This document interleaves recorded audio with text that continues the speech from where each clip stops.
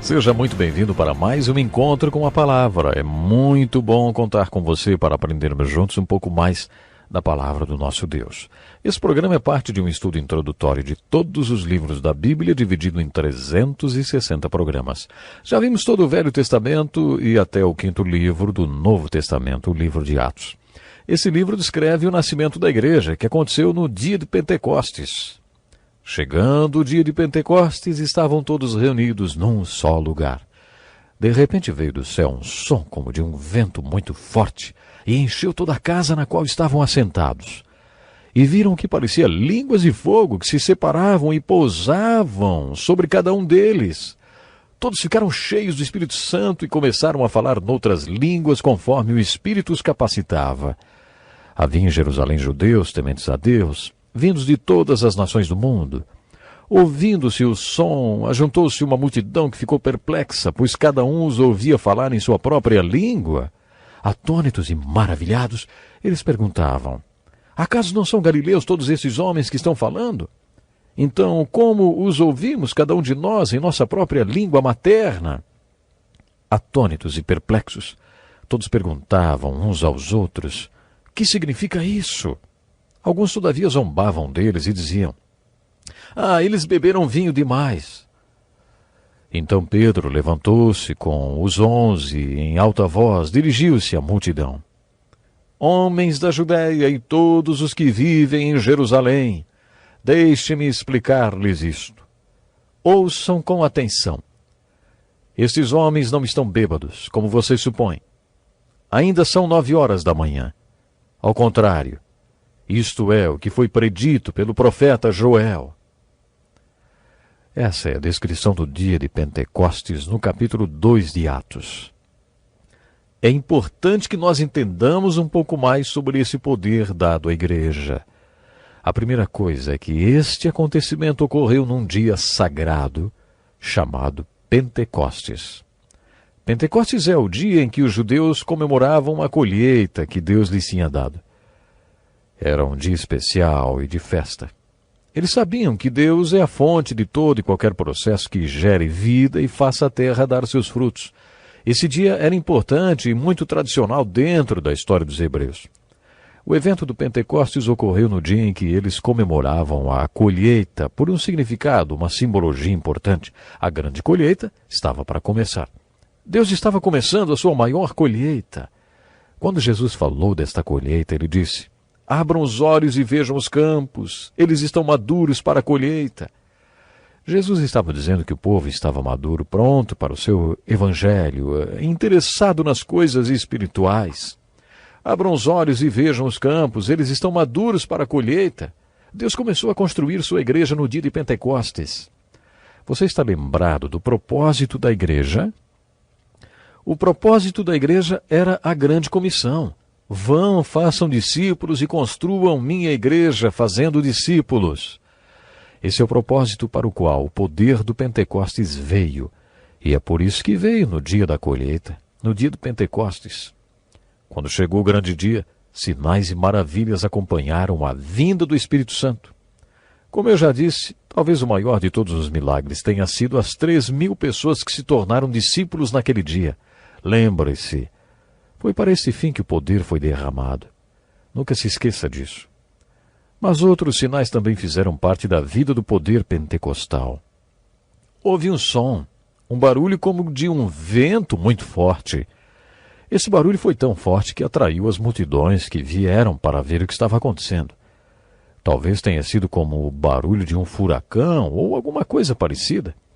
Depois disso, línguas de fogo vieram, se separaram e desceram sobre cada um que estava profetizando, e as pessoas falavam em outras línguas. O interessante a respeito deste fenômeno é que todos entendiam o que estava sendo dito. Não importava que língua era falada, todos entendiam. Existem 2 pontos importantes sobre o dia do Pentecostes que nos ajudam a entender o seu significado.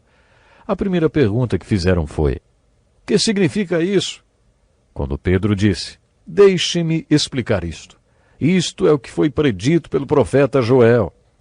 O que Joel profetizou foi que nos últimos dias Deus derramaria seu Espírito sobre seus filhos e filhas, e que eles profetizariam. Lembre-se do que aprendemos quando estudamos os profetas. Um profeta é alguém que fala por Deus ou através de quem Deus fala. Profetizar é falar por Deus. Quando Moisés foi para o Monte Sinai e intercedeu pelo povo, foi um profeta. Quando Deus deu a ele uma palavra para o povo, e Moisés chegou lá embaixo com aquela palavra de Deus para o povo e a anunciou, ele foi um profeta. Deus falando através de um homem é profecia. No capítulo 2 de Atos, a mensagem veio através do milagre de línguas e foi uma profecia. Esta profecia era uma mensagem de Deus para os homens. O capítulo 14 de 1 Coríntios, no Novo Testamento, é um texto que fala sobre línguas.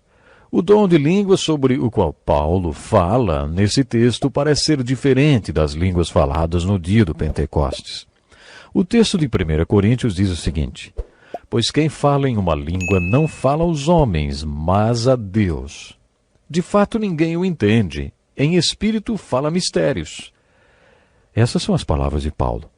Nesse caso, a pessoa não fala línguas, mas mistérios. Portanto, não fala para homens, e sim para Deus. A pessoa está falando com Deus, não com homens. Os homens não conseguem entender porque fala mistérios no espírito para Deus. Essa manifestação de línguas é diferente da ocorrida no capítulo 2 de Atos. Pedro disse: isso é profecia. Foi o que o profeta Joel disse que aconteceria, que os filhos de Deus profetizariam quando o Espírito de Deus fosse derramado sobre eles. Isto aconteceu no dia de Pentecostes. Essa profecia superou a barreira dos idiomas e foi dirigida aos homens. Parece-me que no texto de 1 Coríntios 14, o dom de línguas é outro assunto. O dom de línguas naquele texto parece ser uma linguagem de oração, que permite que expressemos a Deus o que só é possível através da manifestação de línguas.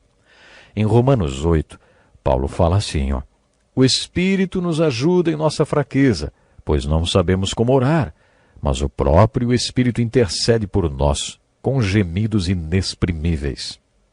O Espírito Santo pode controlar nossa língua e expressar coisas inexprimíveis. Esse é o dom de línguas. Entretanto, o que aconteceu no livro de Atos, no dia de Pentecostes, foi um sinal, uma maravilha que veio junto com a vinda do Pentecostes. Essa manifestação de línguas era outra coisa. Esse dom de línguas era profecia. Lendo o livro de Atos, descobrimos que aconteceram várias experiências de Pentecostes. Houve um Pentecostes quando o Evangelho começou a se espalhar em Jerusalém. Quando a mensagem foi para Samaria, houve outro. O Espírito Santo veio outra vez, como veio no dia de Pentecostes. Depois o Evangelho rumou para o mundo gentil, não judeu, como lemos no capítulo 10 de Atos. E aí houve mais um Pentecostes. Quando foi para a Europa, também aconteceu uma experiência muito bonita, uma intervenção divina no ministério de Paulo. Essa experiência o impediu de ir para a Ásia e o dirigiu para a Europa. Depois, quando o Evangelho se espalhou pela Ásia e foi para Éfeso, houve outro Pentecostes. O livro de Atos relata vários Pentecostes. Procure identificar cada um deles. Observe como cada um está relacionado com o propósito da igreja, que era e ainda é a grande comissão. Mas receberão poder quando o Espírito Santo descer sobre vocês, e serão minhas testemunhas em Jerusalém, em toda a Judéia e Samaria e até os confins da terra. O Pentecostes se manifestou de várias maneiras à medida que a grande comissão foi sendo cumprida. Observe mais uma coisa enquanto estiver estudando o livro de Atos. Observe os padrões que surgem na primeira geração da igreja.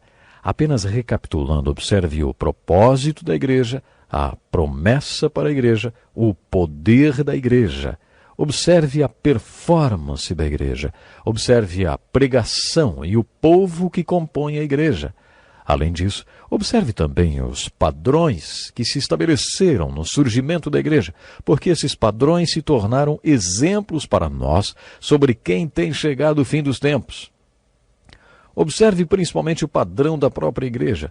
Podemos chamar este padrão de as marcas visíveis na igreja invisível. Você sabe se a igreja da qual você faz parte é uma expressão visível da igreja invisível? Os teólogos afirmam que existem marcas da igreja visível e da igreja invisível, ou da igreja universal e da igreja local. Paulo escreveu: a igreja que está em Corinto. Lembram? A igreja de Deus é invisível. É mais do que uma organização. Mas a igreja que está em Corinto é local. Esta é visível e é uma expressão da igreja invisível.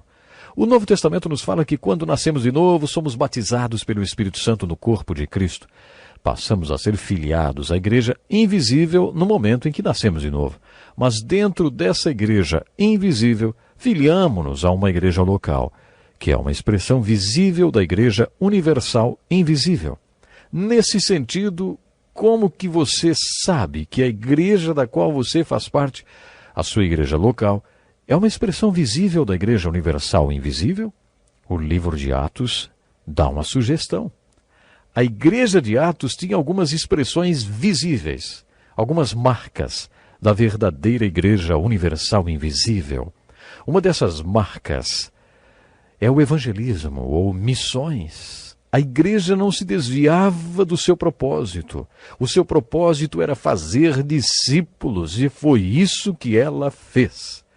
Algumas pessoas da igreja local nos dão a impressão de que as últimas palavras de Jesus foram: olha, não precisa falar para ninguém não. Ninguém precisa ficar sabendo, viu? Algumas pessoas transformaram a grande comissão num grande segredo. Os apóstolos entenderam que deveriam alcançar o mundo inteiro com a mensagem.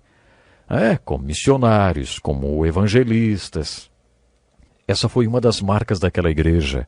3.000 pessoas converteram no dia de Pentecostes e milhares converteram mais tarde.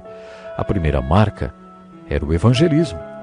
Depois que aquelas 3.000 pessoas converteram no dia de Pentecostes, os apóstolos sabiam o que fazer com toda aquela gente. Como gosto do versículo 42 de Atos 2. Eles se dedicavam ao ensino dos apóstolos e à comunhão, ao partir do pão e às orações. Esse versículo mostra mais uma marca da igreja invisível. Antes de tudo, a igreja tinha a marca de missões. Ficamos por aqui hoje, até o próximo programa.